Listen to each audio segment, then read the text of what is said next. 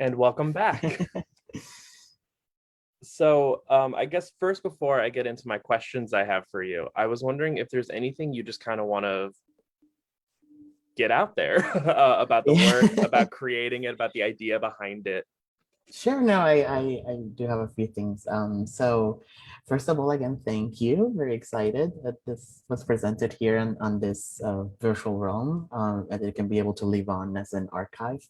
Um, so this performance is in many ways a sort of weaving of a lot of memories and different techniques that I sort of already have been working on in my past performance work. One of the most noticeable ones is the idea of lip syncing, which is something that I have been working on since 2018. I've been really interested in this notion, and I've obviously been very inspired and very influenced by drag performers. Um, and sort of being interested in exploring this technique as a way of embodiment and as a way of unearthing legacies and unearthing legacies through their voices. You know, I've been really interested in how drag performers have used lip syncing as a way of carrying on this very specific queer repertoire of references. And so I've been very interested in to see in what ways can I sort of include those same methods onto my practice, but to talk about the ongoing overarching things in my practice, sort of such as colonialism and otherness and diaspora. So just Mhm. real quick, when you say, because I think that's so interesting that you use the word embodiment in how you talk about lip syncing. You say lip syncing as a form of embodiment, and so I'm interested in kind of hearing a little bit more about that. And maybe you were about to say that and I'm just interrupting you, but I'm kind of interested in hearing more about even just like that language that you came about, how you talk about lip syncing, how do you use Mhm. this term embodiment, and what it really what it means to you, and when you kind of I almost said appropriate, but apply it to your work. Yeah.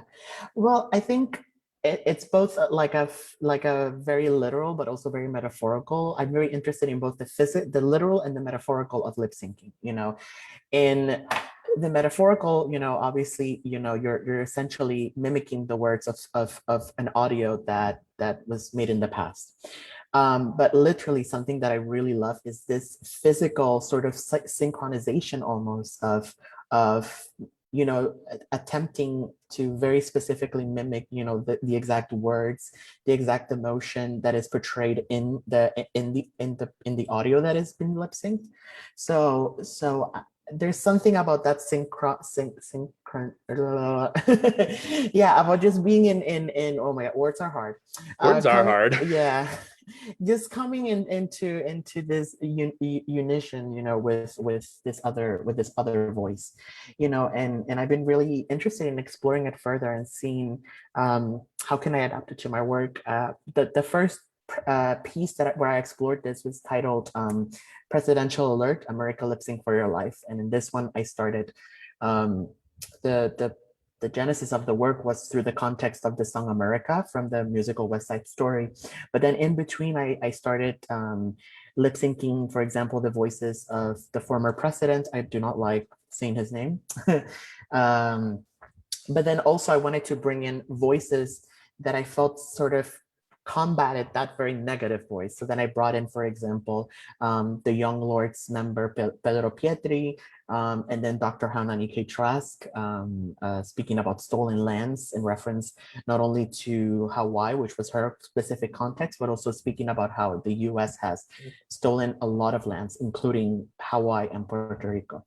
Um, and then in 2020, just before the pandemic started, I was able to present a piece titled Through Her in movement research at the Judson Church. And in that one, I wanted to continue exploring this notion, but from a more personal level. And in this one, I began lip syncing a dialogue from my mother's voice.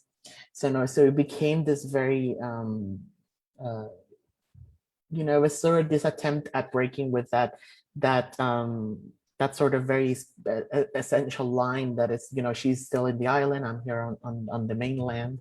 um So it's attempting to break out that liminality. And then with this one, yeah, I was really, that the emergency alert is something that has that I think many Puerto Ricans are used to, because we've passed through so many hurricanes throughout our lifetime, and so it is a sound that we're sort of used to. But then I really became interested in it while the former president was in power, and he started. I believe it was just one time that he did it here in the U.S., but he launched a presidential alert, which used the exact same sound as the emergency alert.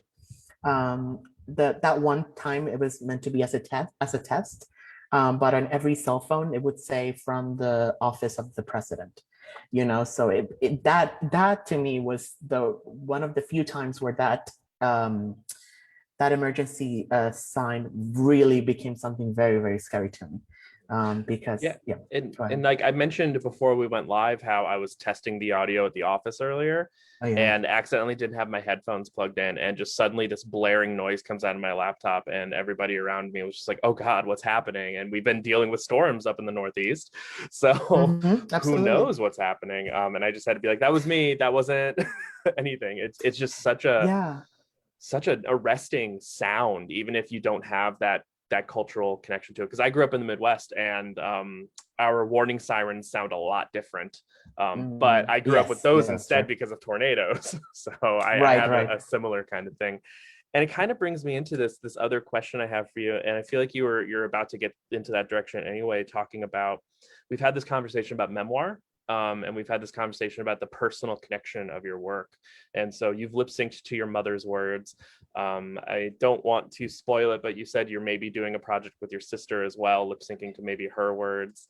And so I'm interested in like the personal connection that you put into this piece in particular. Yeah. Well, I think the main memory that I sort of drew upon from in making this work was the memories, that the very few memories that I have of Hurricane George, which was the hurricane that passed through the island in 1998. Um, so I don't have a lot of memories because I think that was like the first of all, it was the first like really major hurricane that I experienced. But also I was 6 years old. So I have very, very few memories of that time. But a few things that I sort of remembered was the hurricane tracker maps, which is the main thing that is projected on the floor where I am sort of engaging with the blue tarp. So just to give context, back in the 90s, so during the hurricane, so people usually, I mean, I think it's something that is still done, but usually people usually just keep battery operated radios. And the government would give, the city would give people, or through the newspaper, we would get hurricane tracking maps, which was essentially like a blank map with the coordinates. And it was essentially of the Atlantic Ocean and North America, the Caribbean, and part of South America. And so the point of this was that as the hurricane was passing through the island, the only electrical material that was working was the radio. So people usually would just stay up with the radio on the news, listening as the announcer would say, okay, so right now the hurricane is at this specific coordinates. And it would allow people to essentially maintain a map of how the hurricane is slowly moving essentially on top of us. So that was a memory that sort of stuck with me a lot, the memory of my parents sort of trying to listen to the radio so they could listen to the coordinates and then started mapping, the route of the hurricane. Um, and then the usage of the music, the salsa music. One of the main reasons why I used it, and I think it goes back to the radio, is I think a memory that a lot of uh, kids in Puerto Rico, and I think everyone in Puerto Rico can attest to. And it's this memory of waking up on the weekends, especially on Sundays, waking up to salsa music because our moms were cleaning or they were cooking, and they were just blasting out the music salsa all around the house. So I think that's like a memory that is stuck on all of our minds. And so essentially this is like my mother's playlist. So in many ways I was thinking of her, you know, sort of like I was thinking about this duality in many ways, you know, this moments of sort of joy of her listening to salsa and sometimes even like jumping into dance while cleaning or cooking, but then at the same time, then jumping to then this other moment of trauma or where she's still listening to the radio, but then instead of music, it's actually coordinates of a hurricane or listening to how much destruction has the hurricane caused. So in many ways, the performance was sort of like a weaving of these two sort of very specific, very personal memories of mine.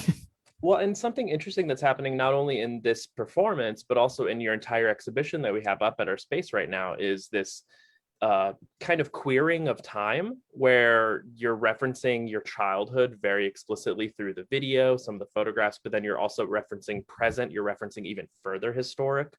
And when you talked to me about this mapping and that map that is so just black and white, it kind of made me think of a coloring book in a really strange way.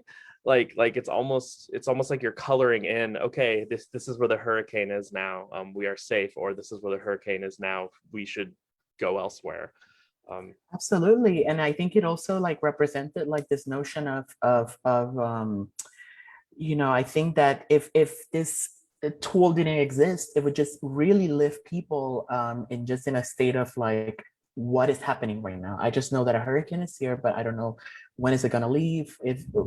Are we under the eye of the storm? Like, and even to that, I actually have I think I might have taken that tracking map and might have painted on it, but that is neither here nor there. I don't know. We don't talk about that. No. Yeah, it was after the hurricane out of the way, so that's totally fine. But yeah, no, I love that you said about this idea of queering time because it's something that I try to do a lot in my work, and it's not only specific on of temporality, but also, you know, just bringing in this very specific voices and sort of into contact with each other, like Pedro Piatti from the 60s in conversation with Hanani K. Trask from the 90s, and then in conversation with He Who Must Not Be Named from the 2020s.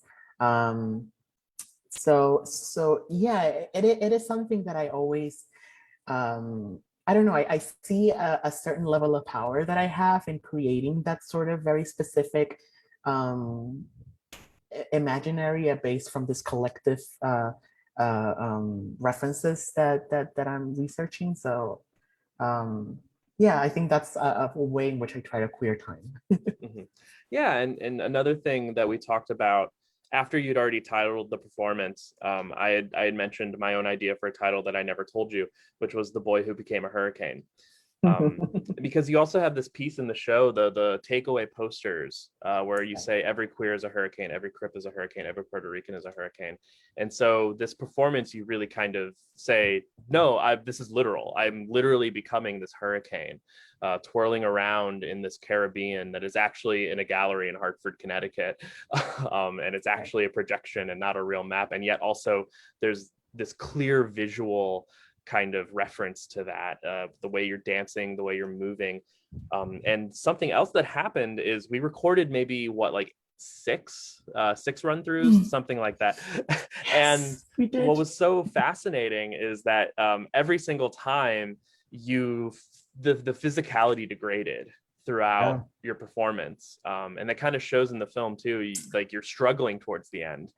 It gets hot under that tarp.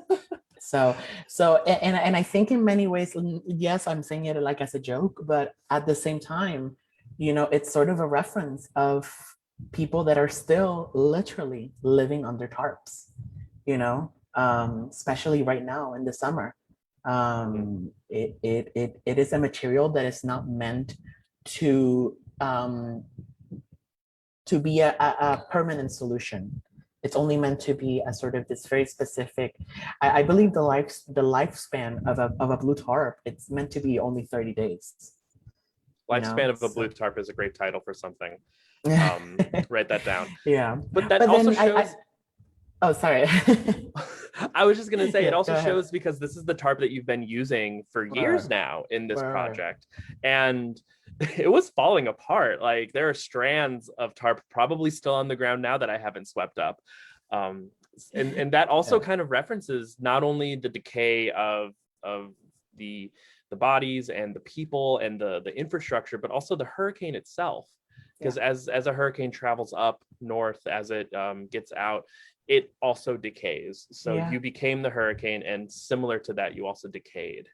Yeah, no, absolutely. And I think yeah, in reference to that and in reference to the posters, to the Is a Hurricane piece, um, again, I think with like it's similar to this piece and to the idea of lip syncing. It's again sort of exploring both the metaphorical and the literal. You know, this idea first with Is a Hurricane is sort of exploring conceptually what does it mean to embody a hurricane as a marginalized individual, as a queer person, as a person with a disability, as a Puerto Rican.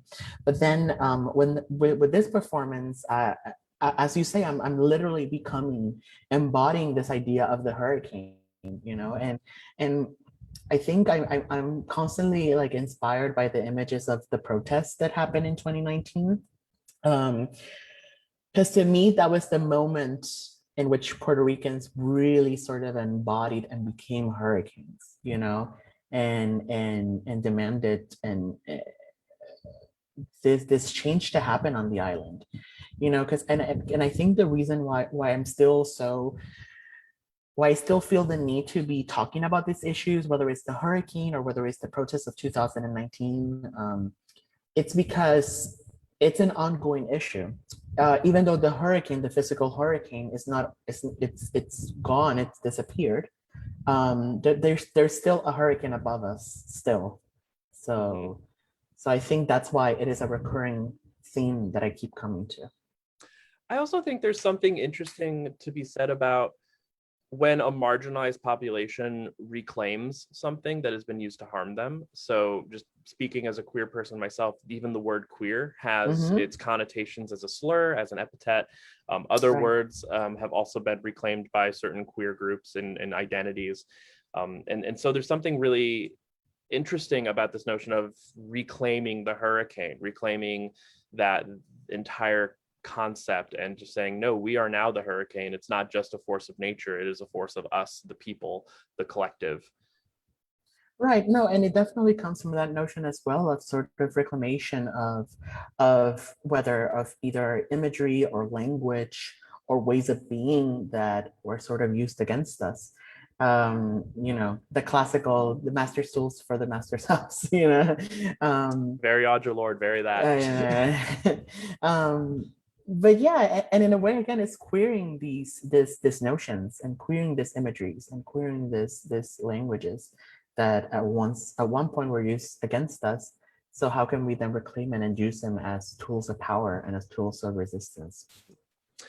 Before I ask my next question, I just want to remind our internet audience, both on Facebook and on the Zoom, that you can ask questions too, and we will field them.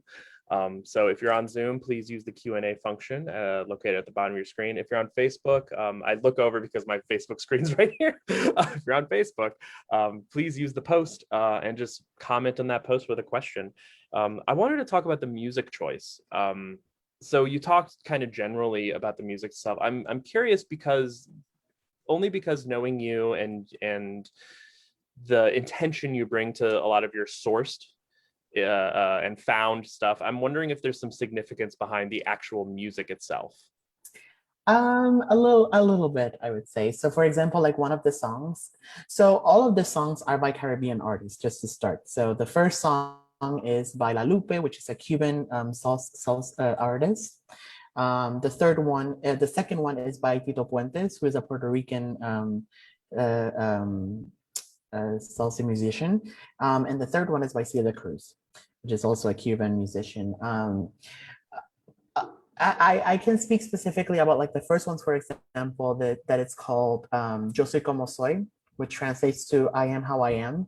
You Hmm. know, so I felt that in many ways that sort of, again, is sort of referencing this notion of embodying this thing that we're not supposed to be. Um, so that was one of the reasons why I chose that song. But I think ultimately I think the reason why I came up with these three songs, it was because yeah, as I mentioned, they were part of sort of like the really big roster of salsa music that my mother that I remember my mother listening to over and over again on the radio. And then and music that goes beyond the home, you know, it's music that you would listen just anywhere back home, you know. So You gotta that's ask. You gotta ask your mom to drop that Spotify list. oh I know, yeah. You know, another question I had for you too, is the actual physicality of you under the tarp. To me, we already talked about childhood, so obviously I'm kind of thinking about that. It feels like a ghost. Yeah, And no, totally. I'm wondering like if that is something that you think about that kind of comes in to and from, because you're also hiding your body, you're hiding the body from the viewer. Hmm. So I'm curious about that kind of decision, especially not only in this performance but also in your photographic series when you cover yourself and your body in the tarp. Right. Yeah. So I think yeah, this performance is I see it as sort of a continuation of the carryover series, which I've been working on since 2018. And you know, I think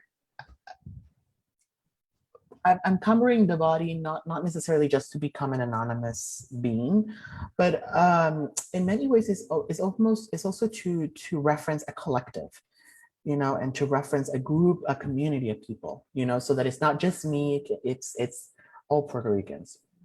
Um, but also, I think again, jumping between the conceptual and the literal, you know, literally is this body that is covered by the tarp, which is the reality of many people still on the island, you know, and and and also it's this reference to trauma, you know, even though it has been many years since the hurricane has passed, that the tarp, like trauma, is something that is still with us, is that we still and that we essentially need to deal with, you know, in order to be able to slowly let go.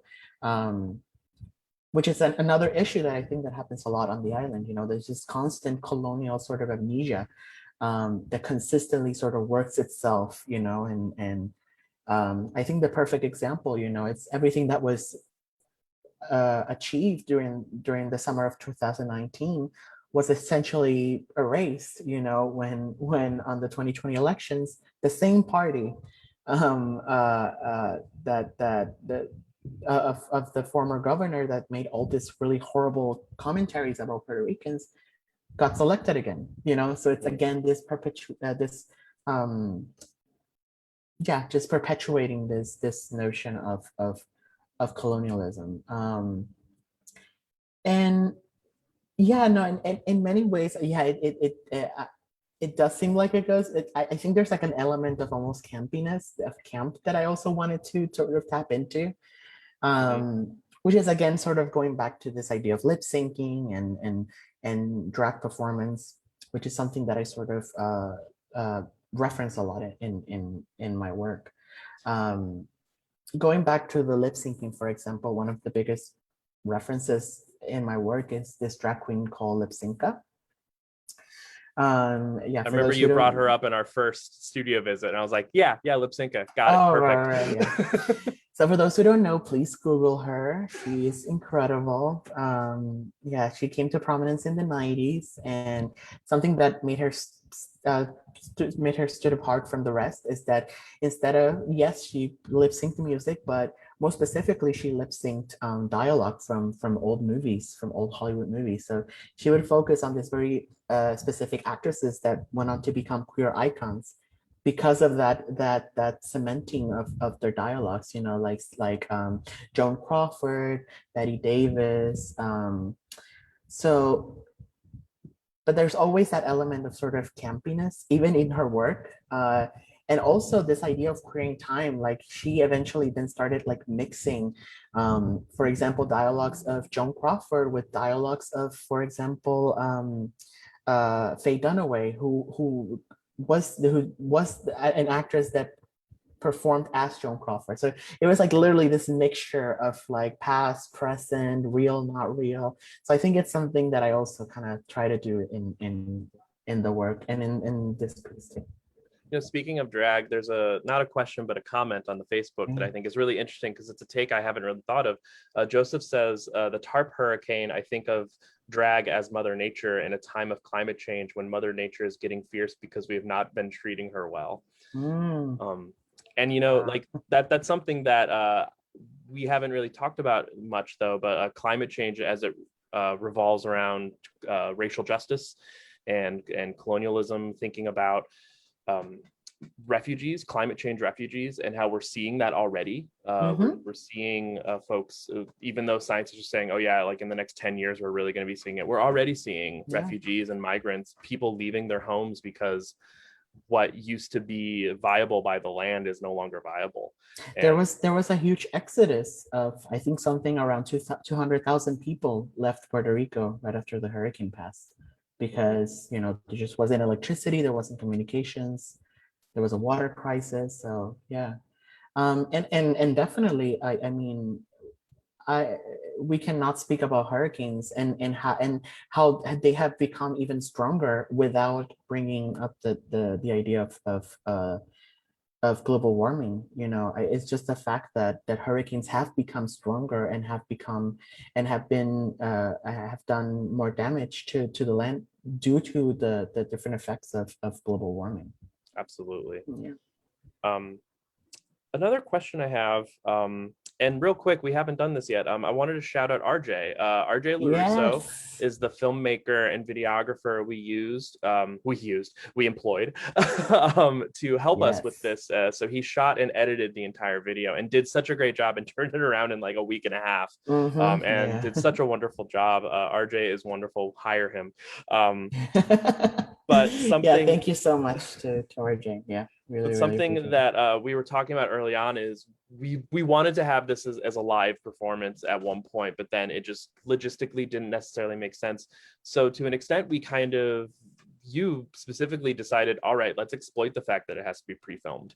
And so we got to do those things where you cut the audio and cut the video and suddenly it's your face and it's just your lips. And so I was wondering if you could talk about kind of the difference between pre-filming this performance versus what it could look like live, and how you would navigate those differences and get a similar, if not same result from your audience. Yeah, no, it definitely is a much the product that we saw today is definitely something very, very different to how it would have been had it been live. But I think it's something that I've always sort of practiced in just my overall practice. You know, especially when I work within photography, video, and performance, it's just something that I just naturally jump from one and go to the other, and then go to back to the other. And I don't like creating sort of like a hierarchy between them. I actually I really love whenever I have a studio visit. A question that almost always comes, you know, is whether I'm showing the photographs with the blue tarp or like a performance. It's like, so how do you think of this, as a video or as a performance? And I'm like, I honestly think of them as a hybrid of both. You know, I don't. Yeah, again, I don't like creating like a hierarchy between, oh, like performance needs to be up here and video here, you know. So I think it was really more sort of an understanding of the current context. You know, I really would feel I wouldn't have felt as comfortable, you know, gathering a big group of people, you know, within a space, indoors, in the scenario that we're at the moment. So I think that was one of the reasons why I thought it was so great that we were able to migrate our entire programming for the show to the digital, you know, so we could sort of reach out to a wider range of communities. So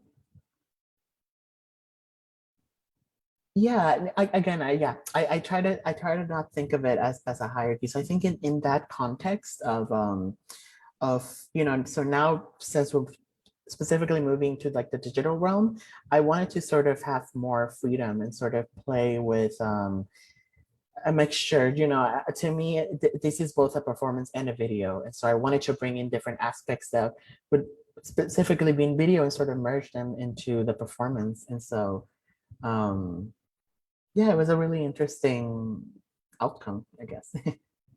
Oh, absolutely. No, I think the decision to do the focus on the lips when you're lip syncing was a really smart one. Especially since in a lot of your performances in the past, a trend that I've noticed is also the uniform that you wear, the white shirt, blue jeans, no shoes. Yeah. And you talk about yourself and your body as a metaphor for a collective. And the uniform definitely pushes that. And so by only focusing on this much of your face, like I know it's you because I know your face very well, sorry. But there is something kind of anonymous, but at the same time collective about just the lips and just this part of your face. Right.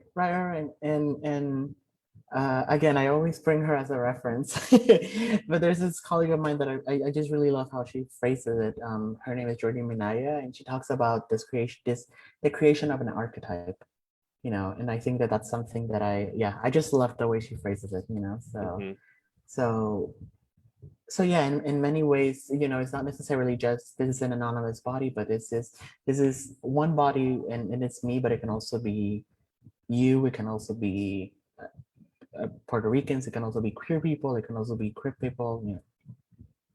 There's the ability of the viewer to project meaning onto your body Hmm. in a way that I think is also fascinating because there's also still that direct connection to your story, to your personal history, and yet you're able to frame it in such a way where it becomes universal. And I just have this general idea. I feel like I've yelled this at you multiple times, this notion of like memoir being Yeah. something that is so hyper niche and so hyper personal that it becomes universal. And I feel Hmm. like your work kind of does that, where it has this very specific story that you're telling that is then able to be you kind of not necessarily universally, but definitely expands well outside the cul-de-sac of the personal. Mm. So at this point, I'm just wondering if you have anything else that you wanted to bring up in your notes, anything that we haven't really touched upon in the performance yet before signing off tonight. Yeah, I think other than what we've already discussed, I think again it's just the work, like many other works in the show, is again this reminder, that even though specifically Hurricane Maria happened 3 years ago, the ramifications of of the destruction of the debris has been carried all the way to 2021. So as I mentioned before, even though the hurricane is no longer, the physical hurricane has left and has ceased to exist, we still have a hurricane above us. So I think that's like the main um, notion that I wanted to reference with this work. Mhm. Well, Kevin, thank you so much Yeah. for your time tonight. Thank you for sharing this performance with us. Thank you, the viewer, for joining us tonight. Um, Before signing off, I just wanted to thank everyone once again, but I also wanted to let you know that we have one more program that we're doing for Kevin's exhibition on Thursday, July 22nd at 6:30 p.m. We'll be hosting a closing panel featuring Kevin in conversation with artists Alex Dolores Salerno and Miguel Gonzalez. The panel is titled Colonialism as Disability / Disability as Colonialism, and it will explore the various ways disability, queerness, and Puerto Rican identity collide. We'll have more information on our website soon. I promise. It's going to be a wonderful, wonderful panel. I'm extremely excited. Very, very And excited.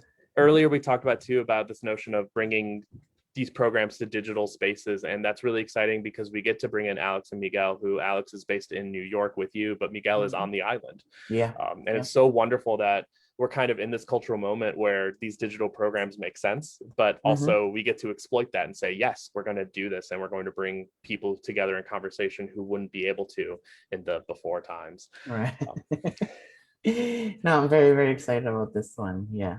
Oh. Absolutely.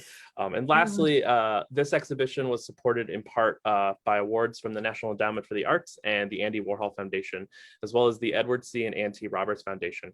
The performance, There's a Rumble Beneath the Tarp, was also supported in part from the National Performance Network. And thank you all so much for that support. It's really wonderful to be able to support artists in this stage in their careers, Kevin being a very emerging artist, and to be able to help produce these really interesting things that we've been talking about for a year and a half that finally get to come thanks to the support of our donors as well as our members and things like that.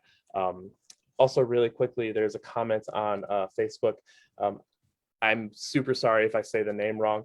Kishla Yes, that's my says, sister. "Hey sis, Hi. I know we keep saying this, but we're so proud of you and all your work." Thank you. Oh, and Alex is giving us hearts in the Q&A. Hey, Alex. Hi. So once again, thank you all so much for coming and for watching this tonight. And we hope to see you again Thursday, July 22nd at 6:30 Eastern time. Same Zoom, same Facebook, same cross cultural thing. So everybody have a lovely rest of your day. Stay dry out there if you're in the Northeast. Yes. Stay safe. It's maybe going to be scary, who knows. And have a lovely rest of your day regardless. Bye everyone. Good night.